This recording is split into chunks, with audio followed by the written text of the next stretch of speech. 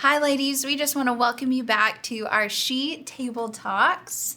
And today we are really just honored to be able to talk with these two ladies specifically about living legacy intentionally. And I am just so interested to hear what you guys have to say, like in general.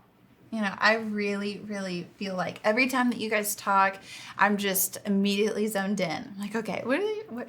And it could be about have a like really great story, like a word of wisdom, or just like some kind of practical, like, if you just do it this way, it'd be so much easier.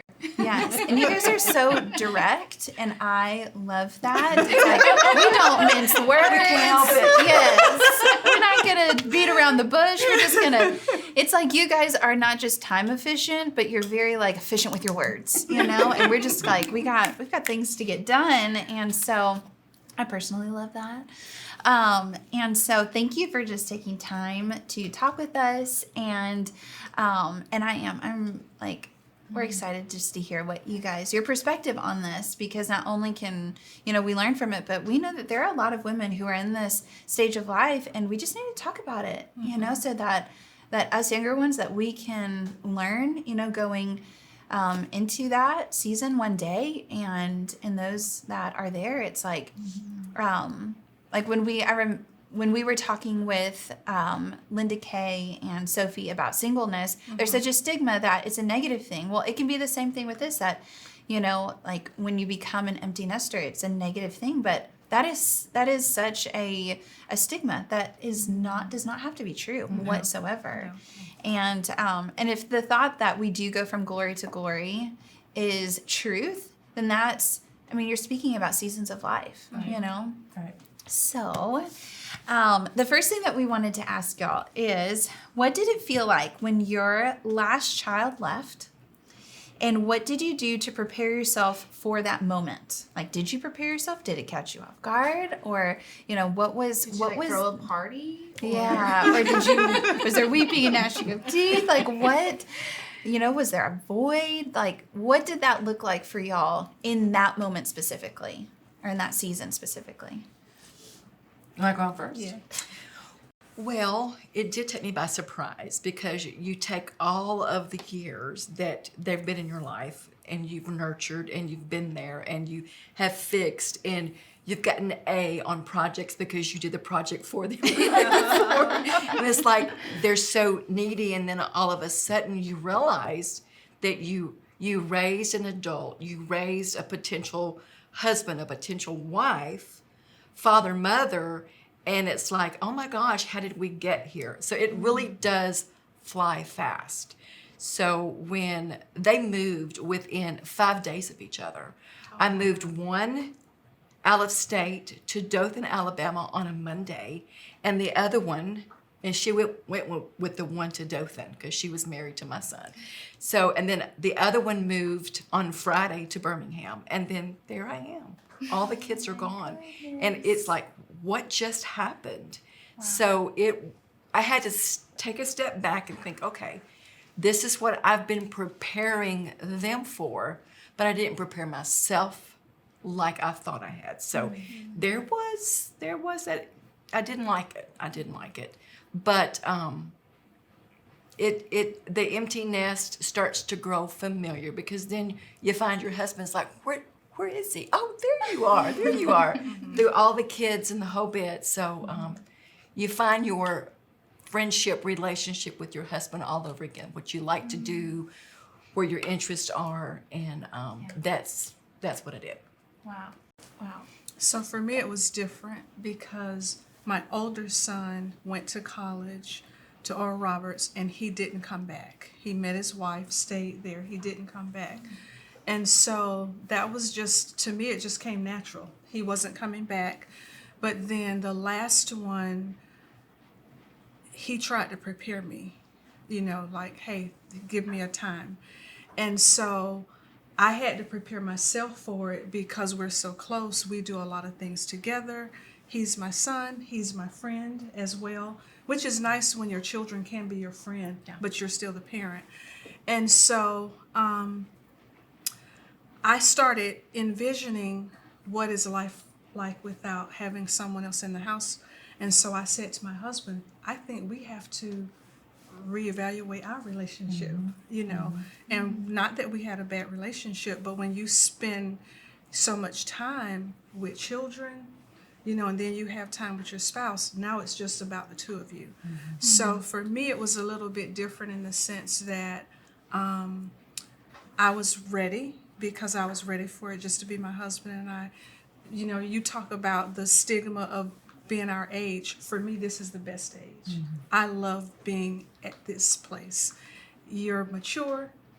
You can't say what you want to say, or you feel confident in that, and just whatever happens wherever you are.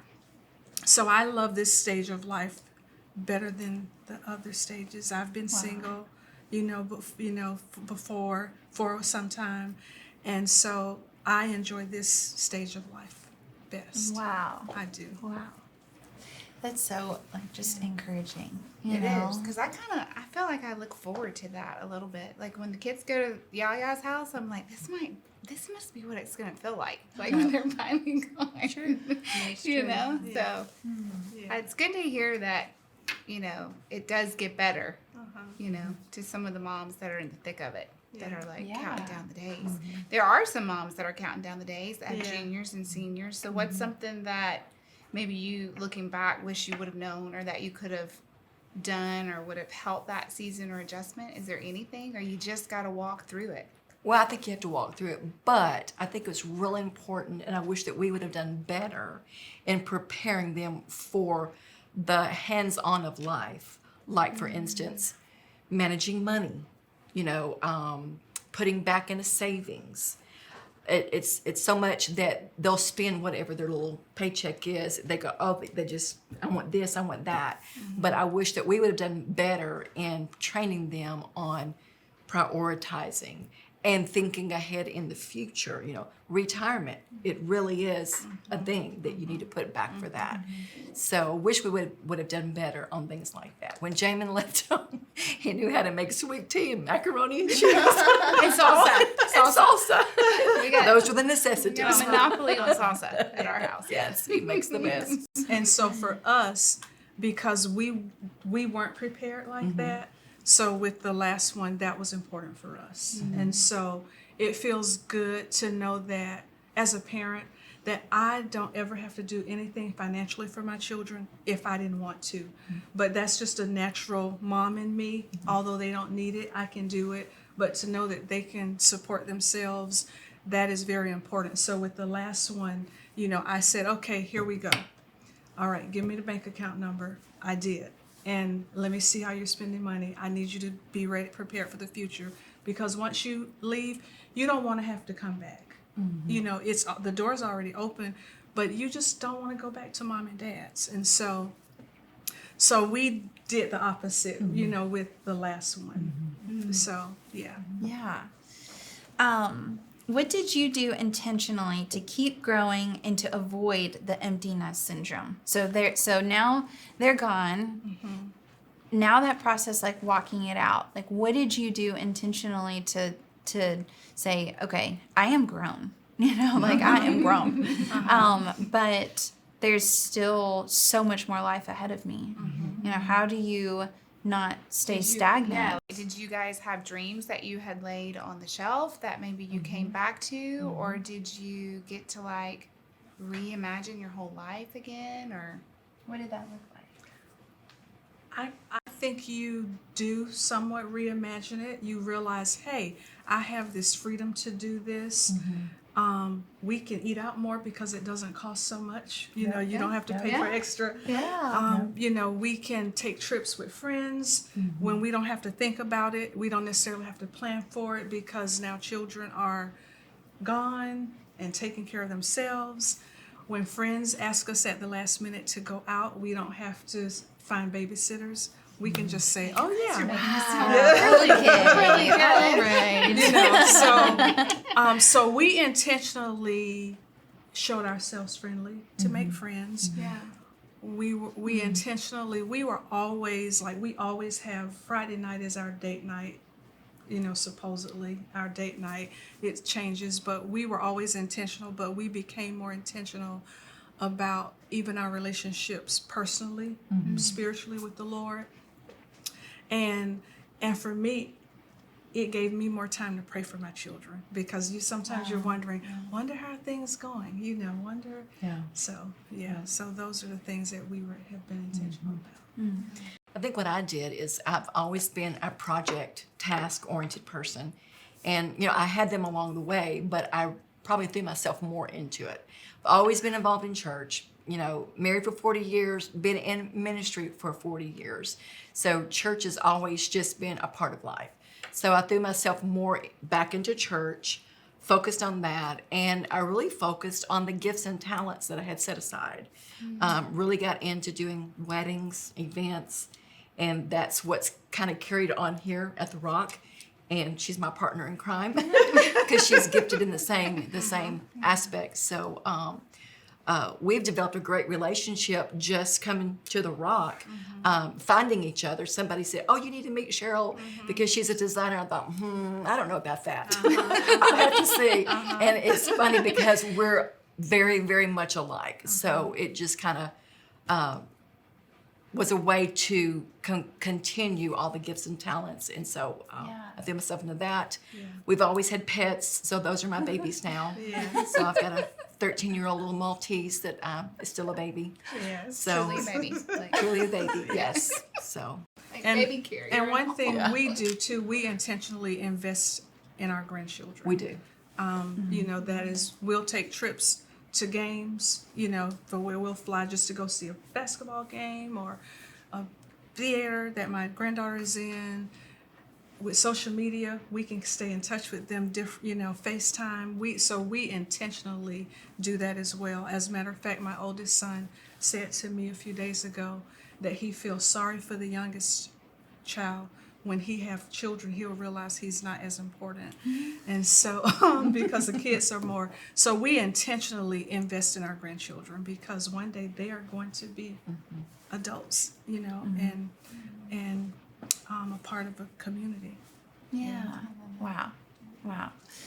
Man, you guys make this stage of life sound really great. You're like, we can go out to eat all the time, and we don't ask for sitters. Like hang out with our friends. How we going, Trump? So good. Okay, so last question. Do you wanna ask? Well, I was just gonna say, you both mentioned having to try to kind of like even find friendships.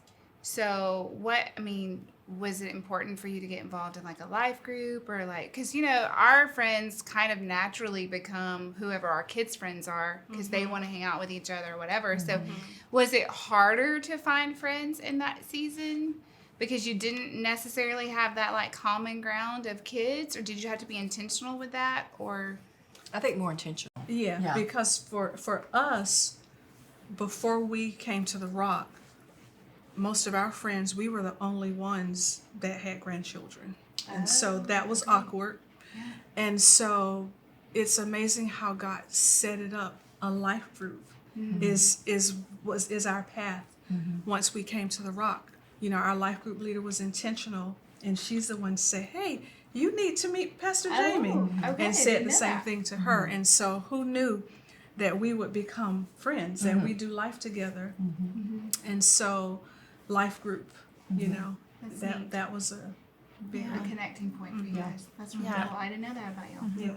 And that's really encouraging because I know for me personally, looking into that season, you do hear a lot of like, well, you can become lonely, or you have to reestablish your friends and all of that. But hearing this from you guys, it really doesn't have to be that difficult. No, it really doesn't. It really doesn't have to be. No. You just like in any other stage of life, you have to make yourself available Right. and step out and Adjust. and Navigate through it. Yeah. But it doesn't have to be like a sad, No, lonely- not at all. Yeah, Not something at that all. you're dreading to Right. get Not to. at all. Yeah. I love that. Okay, so wrapping this up, what's one word of advice you could give to a mom who's transitioning into that empty nesting season? You want to go first? I would say embrace it. The Bible tells us to train up our children. He tells us to raise them in the discipline and instruction of the word. And for me, that's peace. It may not always look like what we expect, but I have confidence and peace knowing that we raise godly children and they live godly lives and are raising godly grandchildren. Yeah. I would say the same thing, just to learn to embrace it with grace. It is a season that's coming. Let it be a positive thing. It's a healthy thing. It's a part of life. And the dynamics of your relationship changes. Now I am friends with my children. You know, before raising them, I was their nurturer. I was their disciplinary. I was their coach. I was their cheerleader. I wasn't their buddy. Now I'm their buddy. Now I'm their friend. Right. And the cards on Mother's Day and birthdays tells me that because it tells me, Mom, you were selfless. I am who I am today because of you. Where's the tissues? I told you to get away. No. You know, they understand the unconditional love of a mother. Yeah. That you'll give the last breath of your lungs. They understand that. Yeah. And they understand why you say, turn the lights out. Right. Because now they're paying that electric bill. Right. They understand all the things that you protected them from and all the investments that you made inside of them. Yeah. And my daughter and my son both, and Laura Lynn says the same thing. I am who I am today because of what you invested in me. And there's times that you think, did I do the right things? Did I make the Right. right decisions? Right. Did I speak into their life the Did I right do way? enough? Did I do Yeah. enough? That is probably the question that I lay down with every night. Like, Yeah. did I miss it? Did I do enough? Are they gonna be okay? Like, you know what I mean? Yeah. And so to hear you say that I placed my confidence in the word, that I trained them, I taught them, and so now I can rest in that peace. Because you will miss it. There will be times that we will Yeah. miss it. We won't always get it right. Right. But the confidence in knowing your heart. Right. And then them growing up understanding your heart. Yeah. And you're right, the cards. Yeah. You know, the words. Especially my younger one, he's more vocal to say how much he appreciates, you know, and sometimes even as adults, I know for me, my motto is that I'm always mom and I'm going to always have a voice. So we establish that when they're early so that when they do get old and married, they understand that and the spouses understand that as well. I will always have a voice because Holy Spirit speaks to me. And so if there's something I need to say, I'll say it out of respect as an adult. But we need accountability. And what better person to have it than a parent that loves the Lord. My daughter called me just this week and was talking about one. She has a 2-year-old and a 3-year-old. And she says, Mom, what do I do? And I said, honey, all you can do right now, I said, you pray over her. You pray the word and you pray in your language. Because when we don't know how to pray and we don't know what to do, we pray in the Spirit. And I said, children have a way of taking you to your knees. Yes, they do. And it's her season of life now for a child to take her to her knees and to find it on her own. Yeah. And it's a hard time, but it's a fruitful time. Yeah. And those are things I can't teach her. I can just coach her. It's something that she has to walk on her own. And so now it's the point of our children walking their life out. Yeah. And we're on the sidelines, Yes. still coaching, Yep. going, you're doing the right thing. Yes. Stay consistent. Yes. Put the word in them because it's Yeah. not going to come back void. Yeah. Yeah. Coaching and cheering. Coaching and cheering. Yeah. Okay. I'm going to end it with one last funny question that I just kind of sort of need to know. And you can say yes, maybe, or no. I'm just wondering, do you walk around in your birthday suit when your kids leave? No.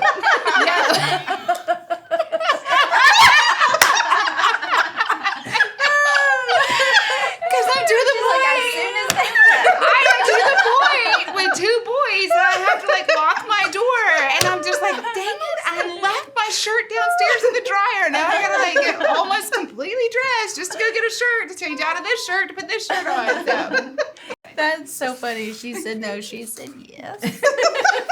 I'm gonna be the yes. I'm gonna be the yes. I'm gonna be this. Well, ladies, thank you so much for just being a part of this conversation with us, and we love y'all. Have a great rest of your day. Bye.